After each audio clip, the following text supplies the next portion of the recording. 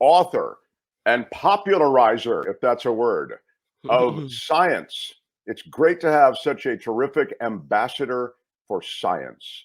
I feel as though that's something that science needs more than ever. Oh Please yeah. welcome, from the Griffith Observatory in Los Angeles, Edwin Krupp, everybody. Come on, come on.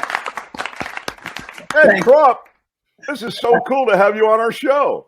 Thanks an awful lot. It's fun to see you, and if I could retweet, I would, but it's all. You are doing all you need to do, all right? We have others to retweet. Um, Look, first of all, any excuse to have you on because I just think your takes on the universe, on the cosmos and its beginnings, where we've come from, uh, it's a magical world, science, and you bring that all to life and have for years. But the excuse that I use today is this green comet. Apparently, it's coming very close to Earth. Maybe you can put that in perspective and maybe tell us when it will hit Earth.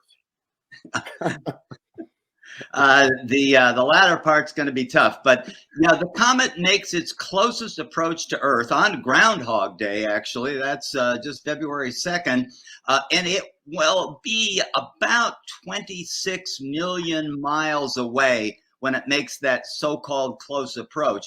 That's not really very close. The sun is about 93 million miles away. So this is what a third of that distance, perhaps less than the planet Venus, say, is from us, but it's not really close.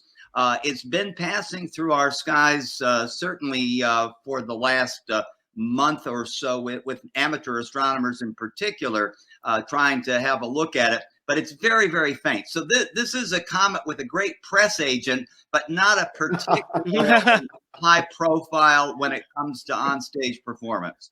So you think there's a little more being made of this than why is it called the green comet? Yeah, that's actually pretty entertaining because most comets actually do emit green light. And this green light comes from carbon atoms, essentially dirt. If you think about what a comet really is, in the middle of that sort of glowing stream of light with this long tail extending, there's a tiny mountain of ice and dirt, or carbon or coal or whatever you want to mix it up as. And that just stays frozen most of the time the comet is out in the solar system because it's not very close to the sun. But when it starts coming in closer into the inner solar system, it starts evaporating that material, or really it's not even evaporating, it just kind of takes off from it. And that's how the tail develops. Well, that heating causes this one molecule of carbon, it's two atoms put together, to split. And when they split, and that's the ultraviolet light that causes them to split, and then they recombine again because they're not happy being split. And that releases this green light that can be recorded on photographs. If you went out to look at it, and you could really see it anyway, it wouldn't look green to your eye, but it will in these pictures. Speaking of going out to see it, can you? Well, I've tried 3 times from my backyard in Los Angeles, but I think it's fair to complain about Los Angeles rather than the comet in that case. The lights of our cities are really way too bright for observing the sky. But the comet is very faint, and I've used binoculars and been unable to see it. Now, some of the staff at Griffith Observatory have gone out to darker locations with telescopes, and they have seen it and photographed it. But I think most of the estimates right now from the people that I know are saying it's really not quite as bright as it's been made out to be. How many nights do you have? And I assume, that's the time to see it at night, I would think. How many nights do you have to try to see this thing if you could get to a location that, because also around the Bay Area and also around Los Angeles and parts of California where people are watching us from all over, there are opportunities to connect on with I'm sorry, something's happening here. It distracted me for a second. There are opportunities to see or potentially see this from areas that are not with the urban light pollution that you're talking about. Yeah, that's how many nights? That's a perfectly good point. And I think it's fair to say that over the next 2 weeks, you have a shot at it. But I'm still pretty convinced that you need a telescope as well. It doesn't mean a giant telescope, but this is an amateur astronomer's comet. It's not really everybody's comet because it is so faint. I heard that, you see these comets that come around every year, and this one apparently is pretty rare. What was it, 50,000 years or? Yeah, the orbit for this has been calculated. This is something astronomers are really good at now. You watch it for a few weeks and you get the information on how it's moving, and then you can calculate what it does. And this orbit it's sort of like a great big long hot dog in shape. It extends from the sun way out beyond Pluto, thousands of times the distance of Pluto. And so it comes in and then goes out again. And that complete circuit, as you said, is about 50,000 years. Now compare that with something like Halley's Comet, which comes around every 76 years. And that seems like a long time. So 50,000 is really a long time.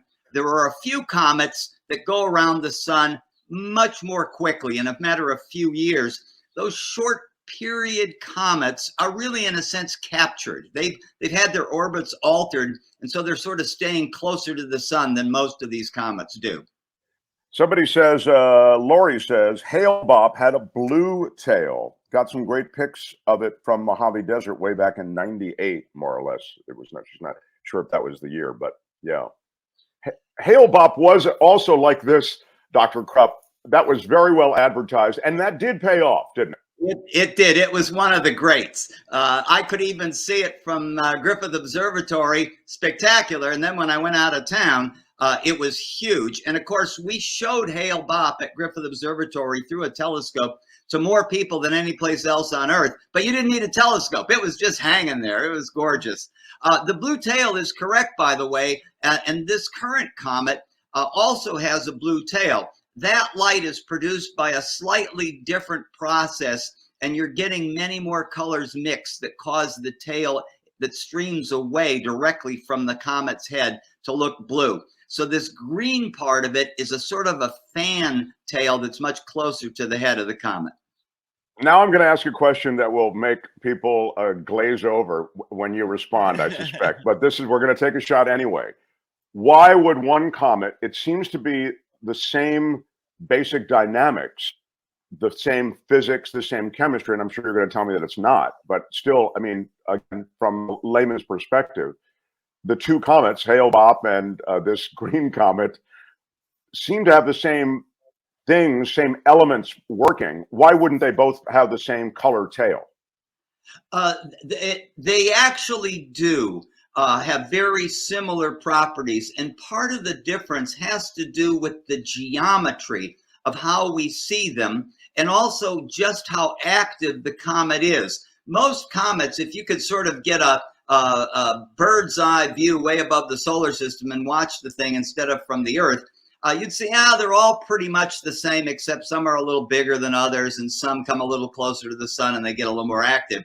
But they're kind of similar, and they all have some of this green light, and they all have that blue light, and they have a few other things that are common too. But our post of observing them from the Earth depends then on not us only, but also where the sun is, and that has an effect on how this thing looks. So that's part of why it's different.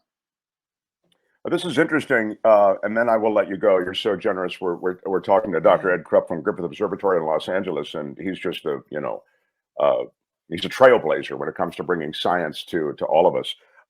Copper says, how can there be color on the comet in the darkness of space? No light equals no color, right? Is that right? I didn't know that. No, I'm afraid I don't want to be unkind to people writing in. But there's light in space, and that light has color. Now, the fact is, the human eye only sees certain parts of that color, and it also has difficulty with certain levels of brightness in the color that you see. When light goes down in intensity, the parts of our eyes that detect black and white take over. And so very often it's hard to detect a lot of color when you're looking. And then, of course, where there isn't material that's glowing, then the writer is absolutely correct. If there's no material glowing, there's no light, there's no color. but there's a lot of stuff in space and a lot of it's glowing. Also, as the light comes into our atmosphere and it's filtered through that, don't we see the light spectrum in a different way? Well, certainly for a bright object, our own eyes can easily see it, and everybody can experience that. You know, when the setting or the rising sun is visible, it looks very red, depending on the dust in the atmosphere and whatnot. So, yeah, a lot of the color that we see from the bright objects, moon as well, are affected by our atmosphere. If there are no other questions, Kim, excuse me, I'm going to excuse the witness because I did promise him I'd get him out of here in about 7 minutes. But do you have anything, or is there anything in the chat that you it's felt? so interesting. I'm so glad you were able to come on with us. I know we can't see this one with the naked eye, but a lot of people like me have a child really, really interested in space and in astronomy. So we're going to try to go see this one. Thank you for the information today. It's always worth the look. Thanks an awful lot. Glad to see you all. I love that things like this start conversations like this and get kids and people interested in science again. Because as you suggested, Dr. Krupp, the fact that we can predict these comets and we know their path, that should speak very well to the geometry, the mathematics, some of the absolutes when it comes to science and the scientific community and the scientific methods. So anyway, love you, Ed Krupp. Thank you. I wonder if he noticed my light up moon. You think so? Oh yeah, we should have. Hi, it's Mark, and I thought that was great. Hit the notification bell, you'll know whenever there's a new video being dropped, and please subscribe to our channel to help us save the universe.